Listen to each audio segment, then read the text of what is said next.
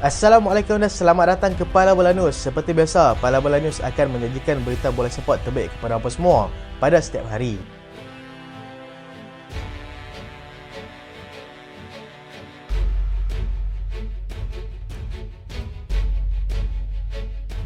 Kita mulakan dengan beberapa keputusan perlawanan yang telah berlangsung pada malam tadi. Liga Perdana Inggeris, Fulham menang 3-2 ke atas pasukan Wolves dan berikut adalah kedudukan semasa Liga Perdana Inggeris.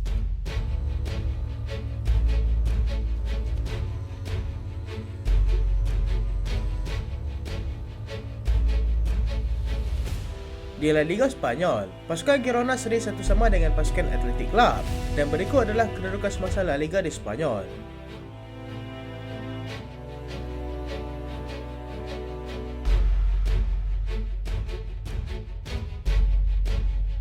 Serie A Itali, Hellas Verona seri 2-2 dengan pasukan Lecce, Bologna menang 2-0 ke atas pasukan Torino dan berikut adalah kedudukan semasa Serie A Itali.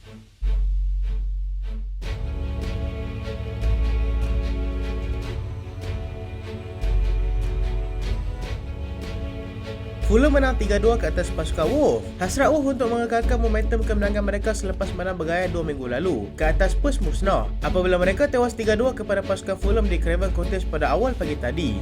Tuan rumah berjaya terlebih dahulu di depan menerusi Alex Iwobi seawal minit ke-7 hasil bantuan daripada Robinson.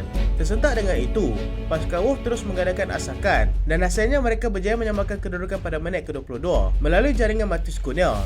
Perlawanan semakin tegang di separuh masa kedua apabila 3 penalti dihadiahkan iaitu 2 kepada tuan rumah iaitu pasukan Fulham dan 1 kepada pasukan Wolves. Willian berjaya menyempurnakan 2 penalti yang dihadiahkan pada minit ke-59 dan juga pada minit ke-94. Wang Hichan pula menyempurnakan sepakan penalti pada minit ke-75 untuk menyamakan kembali kedudukan. Kemenangan sangat berharga buat pasukan Fulham untuk mereka memperbaiki kedudukan dengan berada di tangga ke-14 mengumpul 15 mata selepas 13 perlawanan.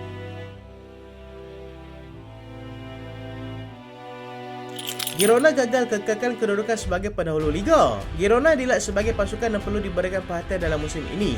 Akhirnya turun ke tangga kedua dalam catatan La Liga selepas hanya mampu mengutip satu mata selepas seri 1-1 dengan pasukan Athletic Club pada awal pagi tadi. Mereka bagaimanapun terpaksa menanti sehingga ke minit 55 untuk memecahkan kebutuhan menerusi jaringan dilakukan oleh Victor Segankov. Inaki Williams kemudiannya kembali menyamakan kedudukan pada minit ke-67 hasil bantuan daripada Aurel Sanchez. Girona sudah pasti kecewa dengan keputusan ini apabila dipintas oleh pasukan Real Madrid yang menang 3-0 ke atas pasukan Cadiz pada awal pagi semalam telah memberikan mereka kelebihan daripada segi jaringan untuk memintas pasukan Girona pada ketika ini. Kedua pasukan bagaimanapun berkongsi kutipan mata yang sama iaitu 35 mata hasil daripada 11 kemenangan, 2 seri dan 1 tewas.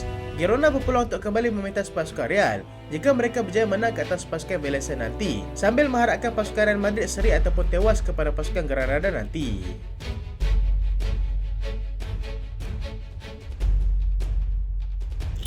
Kita ke Asia Liga Juara-Juara Asia pula.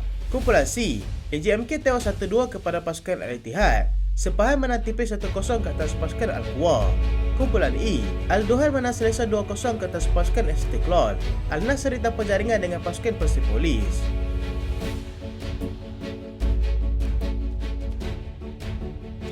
Al-Ittihad teruskan penguasaan dalam kumpulan C. Al-Ittihad berjaya meneruskan penguasaan mereka dalam kumpulan C selepas berjaya mendudukkan pasukan daripada Uzbekistan dengan jaringan 2-1. Dua jaringan tersebut adalah daripada pemain yang berasal daripada Maghribi iaitu Abdul Razak Hamdallah pada minit ke-30 dan juga 34 hasil bantuan daripada Fabinho dan juga Muhammad Shaqiri. Benzema gagal menjadikan gol dalam perlawanan ini dan dia dilihat berperanan menjadi perancang kepada serangan pasukan itu. AJMK kemudiannya berjaya memperoleh gol pada minit ke-78 tetapi gagal untuk terus bangkit sekurang-kurangnya seri dalam perlawanan tersebut. Al-Ittihad kini mengumpul 12 mata hasil 4 kemenangan sebelum ini sambil diekori rapat oleh pasukan Sepahan dengan 10 mata di tempat kedua pada ketika ini.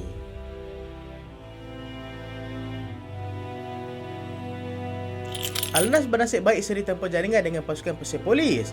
Al-Nassr yang turut menerima kunjungan pasukan Persepolis yang berpangkalan di Iran dilihat bernasib baik selepas seri tanpa jaringan dengan pasukan tersebut. Ini berikutan Al-Nassr yang terpaksa beraksi dengan 10 pemain dalam sebahagian besar perlawanan selepas Ali Lajami dikenakan kad merah akibat kekasaran dilakukannya pada minit ke-17. Al-Nassr nyata sukar untuk menembusi gawang gol pasukan itu. Sebaliknya pasukan pelawat lebih banyak menguji mereka dalam perlawanan ini. Keputusan tersebut kekal hingga usia penamat dan satu mata dilihat sudah cukup untuk memastikan pasukan Al-Nassr meneruskan penguasaan mereka dalam aksi kumpulan E.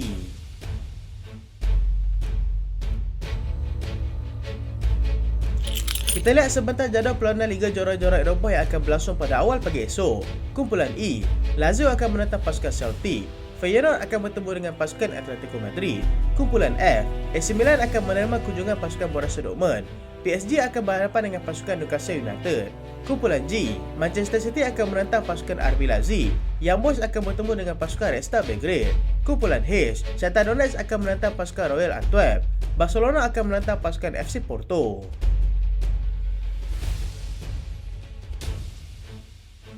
Pep Guardiola mahu penyokong mereka berikan sokongan yang padu nanti. Pengurus pasukan Manchester City, Pep Guardiola, mahu pemainnya bersatu dengan para penyokong yang bakal hadir dalam pertemuan mereka dengan pasukan RB Leipzig di Etihad pada awal pagi nanti untuk memastikan kemenangan milik mereka. Pep menyifatkan para penyokong mereka memberikan peranan sangat besar dalam kejayaan mereka sejak memenangi treble pada musim lalu. Melihat kepada kehadiran di stadion sentiasa penuh pada ketika ini, dia mengharapkan sesuatu yang lebih besar daripada peminat mereka yang hadir untuk terus memberikan sokongan padu pada setiap aksi yang memperlihatkan mereka pada ketika ini. City hanya memerlukan keputusan seri ketika menentang pasukan RB Leipzig nanti, dan jika menang, itu adalah bonus untuk mereka. City kini belum lagi tewas dalam aksi kumpulan G dengan kumpulan mata maksimum 12 mata pada ketika ini.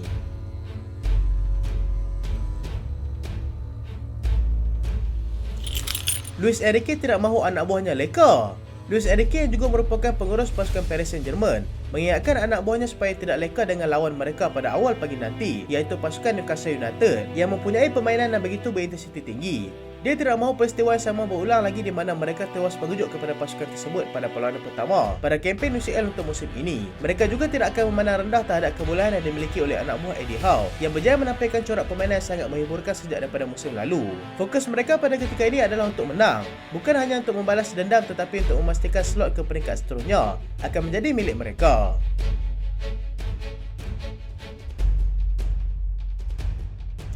Xavi mengharapkan keajaiban berlaku di Stadium Olimpik Luis Company.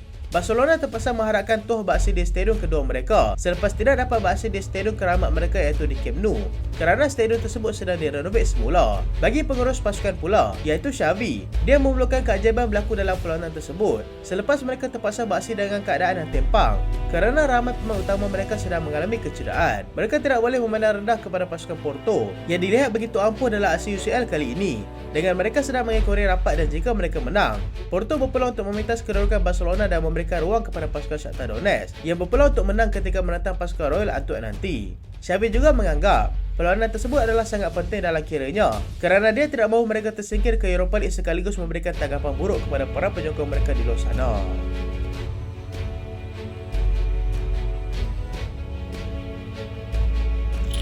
Kita ke perkembangan jendela perpindahan pemain.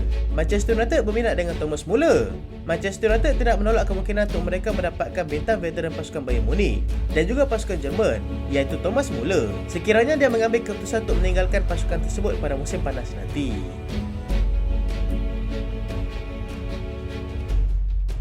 Chelsea terus desak Brentford untuk jual Ivan Toney kepada mereka.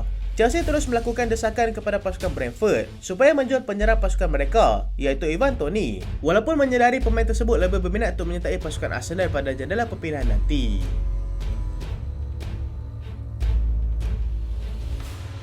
Juventus tambah senarai pemain yang mereka mahukan pada Januari nanti. Juventus meletakkan sasaran untuk cuba membawa masuk Thomas Partey pada bulan Januari nanti. Mereka kini sudah mempunyai dua pilihan lain, iaitu Calvin Phillips daripada pasukan Man City dan Pierre-Emerick Aubameyang daripada pasukan Spurs.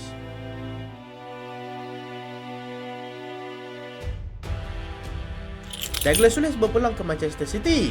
Douglas Luiz yang kini beraksi dengan cemerlang bersama dengan pasukan Aston Villa berpeluang untuk melebarkan kiranya dengan menyertai pasukan Manchester City pada Januari nanti. City telah menyatakan minat mereka untuk mendapatkan pemain tersebut sambil melihat pilihan seterusnya iaitu Ruben Neves jika mereka tidak berjaya memujuk Aston Villa untuk melepaskannya ke pasukan City.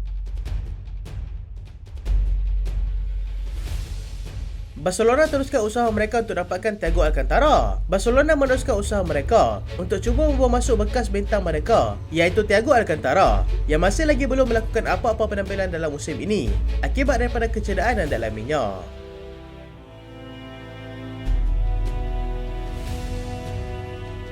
Spurs mahukan Johan Bakayoko. Spurs berminat untuk dapatkan Johan Bakayoko daripada pasukan PSV Eindhoven, tetapi mereka perlu berdepan dengan saingan daripada pasukan Brentford yang daripada awal lagi cuba untuk mendapatkan pemain tersebut.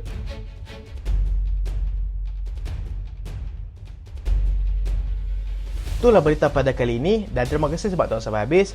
Jangan lupa like, jangan lupa share, jangan lupa subscribe. Aku Solian. Assalamualaikum.